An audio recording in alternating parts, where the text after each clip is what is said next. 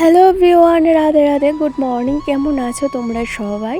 অনেক দিন পর আরেকটা ভিডিও নিয়ে আয়া পড়ছি। আশা করি আজকের এই ভিডিওটা তোমাদের ভালো লাগবে। তো এই তো আজকে সকাল থেকে একদম ঝুমঝুমায় বৃষ্টি পড়তেছিল। এইমাত্র বৃষ্টিটা একটু দৌড়াইছে আর এখন ওই 8টা সাড়ে 8টার মতো বাজে। আর আজকে আমার বরের ডিউটি যেতে একটু লেট হয়ে গেছে। এই যে বৃষ্টিটার কারণে টোটোর দাদা আইটা অনেকটা লেট করে লাইছে, কারণ এতটাই বৃষ্টি পড়তেছিল বাড়ির থেকে বাইরে নিয়ে যাইতেছিল না। তো রীতিমতো ওই যে দেরি হয়ে যেতেছে, ওইদিকে সময় হয়ে যেতেছে অফিসের। তো ফোন করে সেটা কইতাছে যে একটু পরে আমি আইতাছি, বৃষ্টি পড়তেছে, বাড়িতে পারতেছি না বাড়ির থেকে। তো যাই হোক, এদিকে টোটোর দাদা আয়া ওই যে দাঁড়াইছে, এইমাত্র আইলো। আর এদিকে ঘরে মা সকালবেলা ব্রেকফাস্ট রেডি করতেছে। তো বর তো সকালবেলা মুড়ি, চিড়া, কলা, দুধ এইসব দিয়ে ব্রেকফাস্ট কইরা গেছে গা। তো এইবার এই যে আমাদের ব্রেকফাস্ট করার পালা। তো মা এদিকে কি কালকের যে বাসন আছিল এগুলি বাইরে বার করে রাখছে। মার বেসিনের দাঁড়ায় সেটা বাসন মাজতে ভালো লাগে না, আর আমারও দেয় না, কারণ ওই যে আমি এতক্ষণ বয়সের নিচে না বাসন মাজতে পারি না, আমার কোমরে পিঠে প্রচণ্ড পরিমাণে ব্যথা করে এই কারণে। তো মা কইতাছে সারাদিন তো ঘরে বইয়েই থাকে, একবার চুপচাপ বইয়া থাকলে না ভাল লাগে না। তো এই কাজগুলি আমিই করি, তো আর ওইদিকে যাইতে লাগতো না। এই জায়গাটা এতটা পিছলা হয়ে রয়েছে, অনেক দিন হচ্ছে পরিষ্কার করাও না, সেও পইরা গেছে গা। তো মা কইতেছে চল সকালে ব্রেকফাস্টটা করি, তারপর আস্তে ধীরে কাজকর্ম করবো, এত তো তাড়াহুড়া না। বর আইতে আইতে ওই 3:30টার মতো বাইজে যাইবো গা। তো যাই হোক, এদিকে মা আমার লেগে করছে আর লাল চা, আর মার লেগে দুধ চা। তো এখানে মুড়ি, চিড়া এগুলি দিয়ে এসে সকালে ব্রেকফাস্টটা করতেছি। মা আমার হাতে চার কাপটা দিয়ে সেরে করতেছে, তুই গরুলে সেরা যা, আমি আইতাছি। আর এরই মধ্যে আমি হুচুটকে সেরা ওই যে চা পালাই দিছি নিচে, মুড়িও অনেকটা বইরা গেছে গা। ভাগ্যিস আমি পড়ছি না, মানে সারাক্ষণ আমার পিছে কেউ না কেউ একজন থাকতেই লাগে যে সাবধানে হাঁটাচলা করে। আমি না এখন মনে হয় একটু বেশি হুচুট খাইতেছি জানো। তো সেদিন কি হয়েছে, ঘরের পিছে পিছলা জায়গাটা এতটা পিছলে গেছি গা, ভাগ্যিস আমি মানে কোমর টমর বা পেটে কোনো ব্যথা পাইছি না, জাস্ট পায়ে একটু ব্যথা হয়েছে। মানে এত মানে কি কোনো পিছলে হয়ে গেছে এই জায়গাটা, এই কারণে এখন না ওইদিকে যাওয়া একদম বন্ধ করে দিছি। তো যাই হোক, সকালের ব্রেকফাস্ট আমার হয়ে গেছে গা। তো চলো এবার ঘরের কাজগুলি শুরু করি। আর ওইদিকে মা বাইরের যে বাসন তৈছি বাসন কয়টা দইব। তো মারে করছে তুমি এটা সারো, আমি ঘরের কাজগুলি কইরা লাই, এইদিকে আর তোমার হাত দিতে লাগতো না। তো মা কাছে না, তোর করণ লাগতো না, আমি কর্ম থাকি ওইটা। তো তো সারাক্ষণ এইভাবে চুপচাপ কি বয়ে থাকা যায়? টুকটাক তো একটু ঘরের কাজ করলে মনটা ভালো থাকে। আর এখন না আরও বেশি ক্লান্ত লাগে, যত দিন যাইতেছে মনে হয় শরীরটা ভার হয়ে যাইতেছে, আর প্রচুর ক্লান্ত লাগে। একটু সময় যদি বয়ে থাকে এক জায়গায় চুপচাপ, পাটা ফুললা যাইতেছে, মানে এই সমস্যাগুলি এখন ফেস করতেছি। তো যাই হোক, এদিকে মশারিটা খুললা সেটা বাস করে রাখা দিয়েছি, তারপর বিছনাটা গুছিয়ে নিয়েছি। আর সামনের ঘরের বিছনা তো মাই ঘুমা, কারণ ওই যে আমার একটু বড় জায়গা না হইলেও হয় না, এত ছোটো জায়গায় আমি ঘুমাইতে পারি না। তো যেদিন বরের নাইট শিফট থাকে ওই দিন তো মা আমার সাথে এই ঘরে শো, আর না যেদিন আমার বরের নাইট শিফট থাকে না ওই দিন তো মা সামনের ঘরে থাকে। তো যাই হোক, দেখতে দেখতে অনেক কয়টা দিন গেছে গা, আর হাতে মাত্র গইনা 2 থেকে 3 দিন আছে, আমরা কিন্তু বাড়ির যাবো গা। অনেক দিন ধরে এই দিনটার অপেক্ষা করতেছি। কতটা আনন্দ লাগতেছিল যে বাড়ি যাবো, এক মনে আনন্দ আর এক মনে অনেকটা কষ্ট আছে যে এতদিন গিয়া নিজের সংসার বর সব কিছু পালায় সেটা কী করে যে থাকবো। সত্যি কথা কইতে মানে আমার মনটা না অনেক সময় এতটা খারাপ হয়ে যায়, এমনভাবে আমি কোনো দিনই কিন্তু গিয়া সেটা বাড়ির থাকছি না, বা কোনো দিন থাকতেও হইব এরকমও কল্পনা করছি না। কিন্তু এখন ওই যে সময় পরিস্থিতি সব কিছু বুঝা সেটা না আমার গিয়া থাকতেই হইব, কারণ এইখানে থাকলে আমার লাগে অনেকটা কষ্টকর হয়ে যাইতেছে। একা একা সারাদিন ঘরের মধ্যে থাকা অনেকটা মন খারাপের মধ্যে দিয়ে সেটাও যা। আর বরের একটা টেনশন থাকে যে সারাদিন আমি ঘরের মধ্যে একা আছি, কোনো অসুবিধা হইলে একটা মানুষ নাই যে মানুষটা আমার একটু ধরবো এসেরা বা একটু দেখবো, আর কেউ বাড়ির থেকে এসেরা আমার লোকে টানা এখানে থাকতে পারবো, এইটাও কিন্তু পসিবল না। তো এই কারণে সব কিছু চিন্তা ভাবনা কইরা সেটা কিন্তু ডিসিশন নেওয়া হয়েছে যে বাড়ি যেয়ে সেরেই থাকবো, ডেলিভারি অবধি তো থাকতেই লাগবো, তারপর দেখা যাক কবে আমু না আমু কিচ্ছুই জানি না, মানে অনির্দিষ্ট কালের লেগে কিন্তু আমি যাইতেছি গা।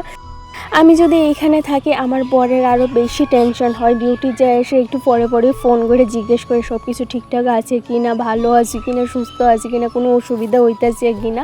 তো যাই হোক, ঠাকুরের আশীর্বাদে মনে হয় সব কিছু ঠিকঠাকই আছে। ওই যে কয় না, যার কেউ নেই তার ভগবান আছে। তো এইরকমই হইতেছে পরিস্থিতি আমার সাথে, যে ঠাকুরের আশীর্বাদে রাধারানীর কৃপায় সব কিছুই কিন্তু ঠিকঠাক মতোই যাইতেছে, সুন্দরভাবেই যাইতেছে। সোনোগ্রাফি করলাম, ডাক্তার দেখাইলাম, সব কিছু কিন্তু ঠিকঠাকই করলো ডাক্তারে। এটা শুনেও ভালো লাগে যে একলা গড়েও সারাদিন সংসারের কাজবাজ সমস্ত কিছু নিয়ে সেটাও যে সব কিছু ঠিকঠাক আছে। সত্যিই আমি ঠাকুরের কাছে অনেকটা কৃতজ্ঞ। তো এইদিকে এই যে বেডশিটটা চেঞ্জ করে দিছি আজকে। এই বেডশিটটা যেহেতু মা লই আইছিল, আমার এতটা ভালো লাগছিল বেডশিটের দিকে, জানো তো খুব সুন্দর ফ্লাওয়ার ডিজাইনের বেডশিট আর অনেকটা ভারী। তো এই কারণে বেডশিটটা পাচ্ছিলাম, তো ভাবলাম যেহেতু বাড়ির যাবো এই বেডশিটটা চেঞ্জ করে ধুইয়া দিই, তাইলে মা নিতে গা পারবো। তো মা কাছে যারা রাখা যায় তোর যদি পছন্দ, তো আমি যেহেতু এখানে থাকতাম না, আমার পছন্দ আর না পছন্দ কি, এখন তো গিয়ে সেটা বাড়িতেই থাকবো, মানে শ্বশুর বাড়ি বাবার বাড়ি দুনো বাড়ি মিলেই কিন্তু আমি থাকবো। যেখানে যে যতদিন ভাল লাগে, কোনো সীমাবদ্ধতা নাই যে আমার শ্বশুর বাড়িতে থাকতে হইব বাবার বাড়িতে থাকতে হইব, যে এখানে যতটা ভালো লাগে। আর গতকালকে গেছিলাম একটু মেলায়, তো মেলার থেকে মা অনেক জিনিস কিনছে বাড়িতে নেওয়ার লাইগা। এখানে গার্ডার ক্লিপ, তার সাথে আছে চামচ, কাঁকড়া ক্লিপ, ছোটো ক্লিপ, বড় ক্লিপ, সেফটি পিন, তারপর হেয়ার ব্যান্ড, বাসন মাজার যে ওগুলি আছে এইটা। তার সাথে আমি এখানে একটা ব্যাগ আনছিলাম আর অনেক ওইটাই যে চা চাকার ছাঁকনি আনছিলাম। মা বেশ কয়েকজনটা দিব কয়ে সেটা কিন্তু এগুলি আনছিল। আর এই সব কয়টা জিনিস কিন্তু 5 টাকার দোকান থেকেই আনছিলাম। প্রায় 200-300 টাকার এখানে কেনাকাটা হয়েছিল। শুধু এখানে না আরেকটা পুটলা আছে, এটা মা কইছে নি রাখছে, এখন তোকে সেটা পাইতেছি না, এই কারণে তোমাদের দেখাইতে পারলাম না।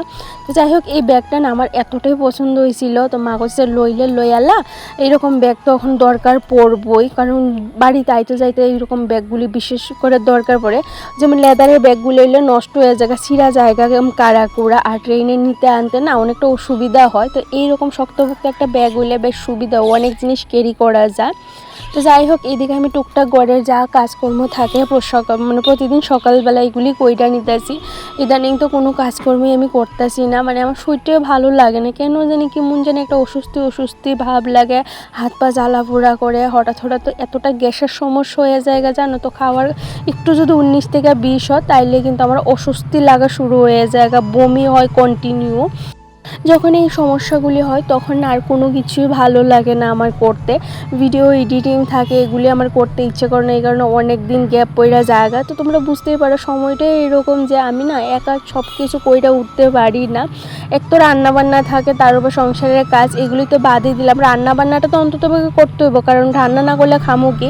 এখন তো মা আছে, মা থাকাতে অনেকটা সুবিধা হয়েছে, মানে জীবনটা অনেকটা সহজ হয়ে গেছে যখন মা ছিল না সব কিছু তো আমার একাই করতে হইতো, তখন আমি তোমাদের সাথে প্রপারভাবে ভিডিও শেয়ার করতে পারতাম না, কারণ ওই যে এই সমস্যাগুলি নিয়ে সেটা আমি মানে কিছু করে উঠতে পারতাম না আর কি। তো বর তো আমার টোটালি নিষেধ করে দিছে যে এখন তোমার কিচ্ছু করতে লাগতো না, শুধু খাওয়া দাওয়া টাইমে করো, ওষুধ খাও আর রেস্ট করো।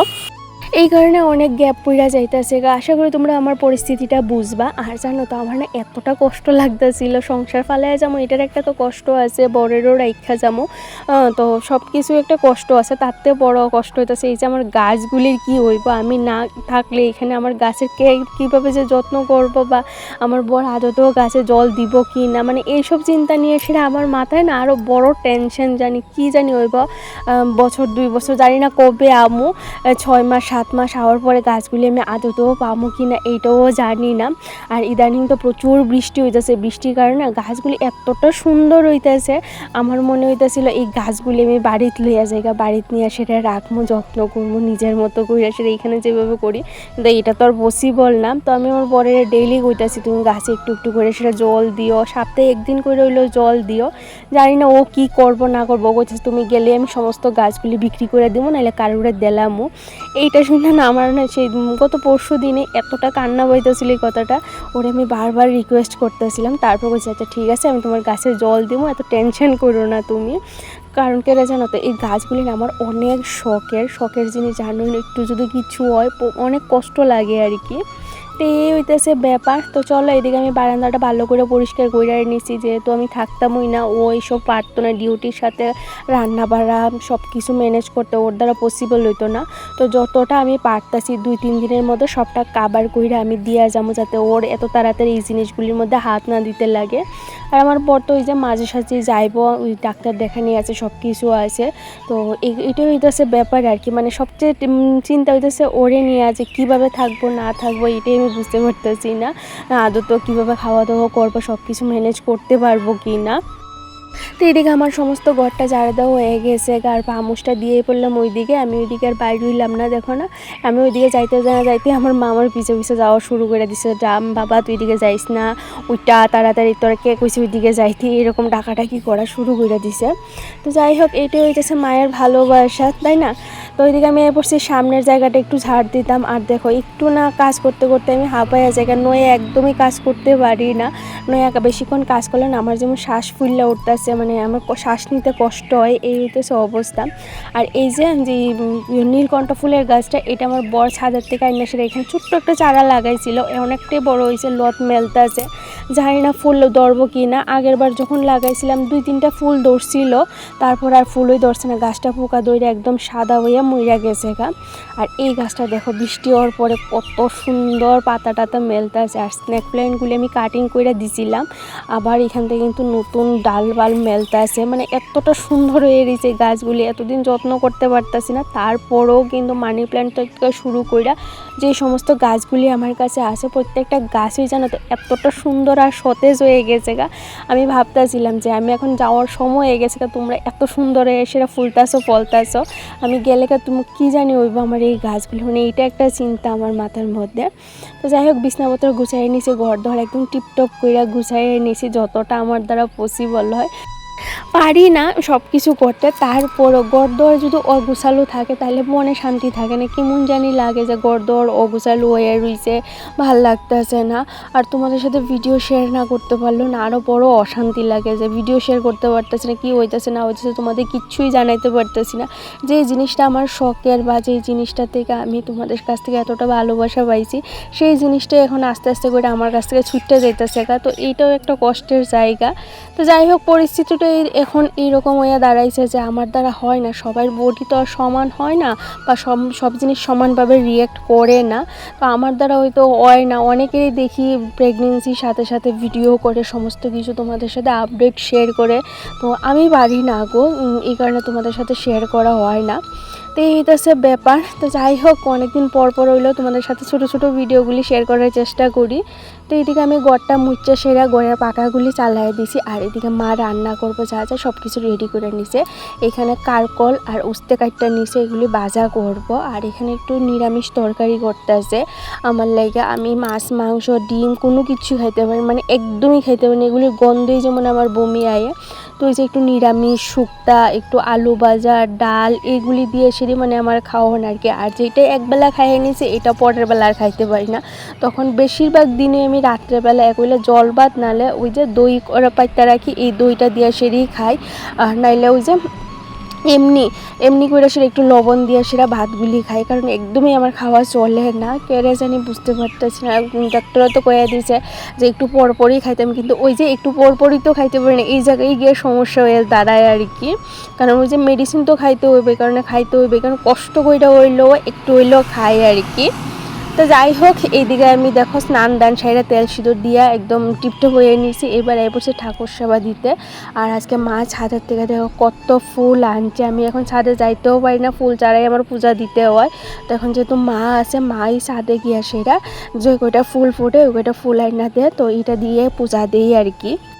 আর যে দিদিভাইরা আমার জিজ্ঞেস করে তুমি ভিডিও দেও না কেরে, কি হয়েছে না হয়েছে, তোমার শ্যুটটা একটু ভালো হইলেই তুমি ভিডিও দিও, অনেকে এইরকমও কমেন্ট করে। তো কী হয়েছে যা হয়েছে তোমরা তো জানোই সবটা, এখন সময়টাই এইরকম গো, মানে সব দিকে আমি কাভার করতে পারি না, কারণ অনেক সময় ভিডিও শ্যুট করা থাকে কিন্তু এডিটিং আমি কইরা সেটা যে তোমাদের সাথে শেয়ার করবো, ভয়েস ওভার দিবো, এইটাই আমি করতে পারি না। ওই সন্ধ্যার সময় যখন একটু বই এডিটিং লয়ে এসে এডিটিং করতে করতে আর ভয়েস ওভার দেওয়ার ইচ্ছেই করে না, তখন আর শরীরটা এতটা ক্লান্ত লাগে, মনে হয় শুয়ে থাকতেও বেশিক্ষণ পারি না, ওই যে কষ্ট করে একটু হাঁটাচলা করি। তো এই করে দিনগুলি কাটতেছে, তোমাদের সব কিছু মানে জানানো হইতেছে না, তারপরেও চেষ্টা করি গো তোমাদের সাথে ভিডিও শেয়ার করার। তো যাই হোক এই চেষ্টাই কইরা যাবো, যে কবে থেকে যে কন্টিনিউ করতে পারবো এটা আমি জানি না, কিন্তু চেষ্টা করবো এইটুকুনি তোমাদের কথা আমি দিতে পারি। তো এদিকে কী রান্নাবান্না করছে তোমাদের তো দেখাই দিলাম।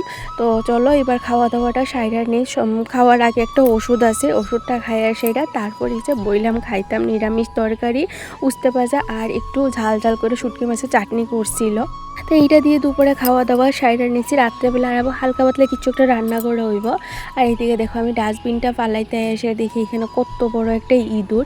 এটা একটু পরপরই এদিকে আইতাছে আর ডাস্টবিনের ভিতরে যা আছে এগুলি খাওয়ার চেষ্টা করতেছে, খাইতে তো পারতেছে না, কিন্তু ওই যে একটু নড়াচড়া বা শব্দ পাইলে আবার দৌড় দিয়া যাইতেছে। এগুলি রাত্রেবেলা এতটা উৎপাত করে জানো তো, অনেক সময় তো সিঁড়ির মধ্যে আর ওই যে বারান্দার মধ্যে আয়া থাকে, মানে ভীষণ যন্ত্রণা করে এগুলি।